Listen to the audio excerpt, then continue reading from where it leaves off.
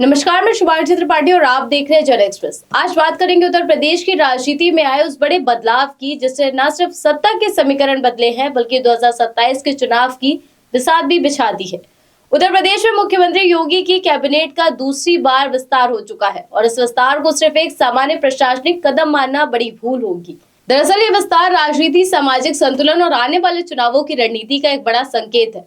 राजभवन में आयोजित इस शपथ ग्रहण समारोह में राज्यपाल आनंदीबेन पटेल ने कुल 8 नेताओं को मंत्री पद की शपथ दिलाई। इनमें 2 को कैबिनेट मंत्री बनाया गया, 2 को प्रमोशन देकर राज्य मंत्री बनाया गया और 4 नए चेहरों को राज्य मंत्री के रूप में शामिल किया गया। सबसे पहले शपथ ली भाजपा के पूर्व प्रदेश अध्यक्ष भूपेंद्र सिंह चौधरी ने और इसके साथ ही ये साफ हो गया कि संगठन में लंबे समय से काम कर रहे नेताओं को अब सरकार में भी बड़ी भूमिका दी जा रही है।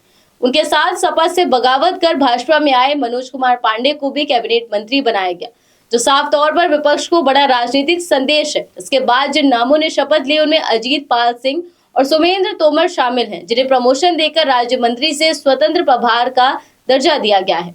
वहीं कृष्ण पासवान, कैलाश राजपूत, सुरेंद्र दिलेर और हंसराज विश्वकर्मा को राज्य मंत्री बनाया गया। इस पूरे विस्तार की सबसे खास बात है सामाजिक और क्षेत्रीय संतुलन। नए मंत्रियों में 1 ब्राह्मण, 3 ओबीसी और 2 दलित वर्ग से हैं, जो ये दर्शाता है कि भाजपा 2027 के विधानसभा चुनाव से पहले हर वर्ग को साधने की रणनीति पर काम कर रही है। अगर राजनीतिक संकेतों की बात करें तो भूपेंद्र चौधरी को पीडब्ल्यूडी जैसा अहम विभाग दिए जाने की चर्चा है।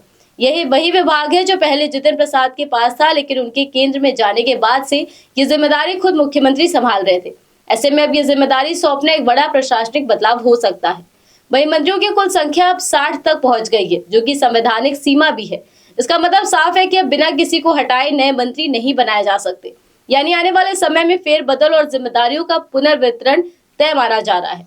राजनीतिक प्रतिक्रियाएं भी इस विस्तार के बाद तेज हो गई हैं। राज्य मंत्री नरेंद्र कश्यप ने इसे सबका साथ सबका विकास की दिशा में उठाया गया कदम बताया है। वही मंत्री दयाशंकर सिंह ने कहा कि ये विस्तार क्षेत्रीय और सामाजिक संतुलन को ध्यान में रखकर किया गया है, लेकिन इस विस्तार के साथ ही सियासत का तापमान भी बढ़ गया है। समाजवादी पार्टी के प्रमुख अखिलेश यादव लगातार ईवीएम को लेकर सवाल उठा रहे हैं और भाजपा की तरफ से इसका जवाब भी उतनी ही तीखी भाषा में दिया जा रहा है। भाजपा नेताओं का दावा है कि 2027 में उनकी जीत तय है, जबकि विपक्ष इसे लोकतंत्र के लिए खतरा बता रहा है।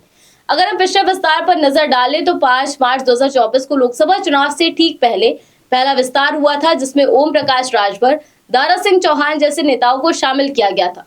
यानी हर विस्तार का सीधा संबंध चुनावी रणनीति से रहा है। इस बार भी यही तस्वीर नजर आ रही है। खासतौर पर अलीगढ़ जैसे जिलों में अब 2-2 मंत्री होना ये दिखाता है कि क्षेत्रीय प्रभाव को मजबूत करने पर जोर दिया जा रहा है। वहीं सुरेंद्र दिलेर के मंत्री बनने से स्थानीय राजनीति में नया समीकरण बन सकता है। अब सवाल ये है कि क्या ये विस्तार 2027 की तैयारी का हिस्सा है?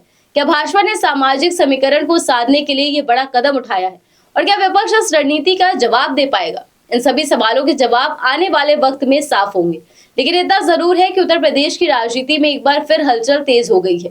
फिलहाल योगी कैबिनेट का ये विस्तार सिर्फ एक खबर नहीं बल्कि आने वाले चुनावों का ट्रेलर है।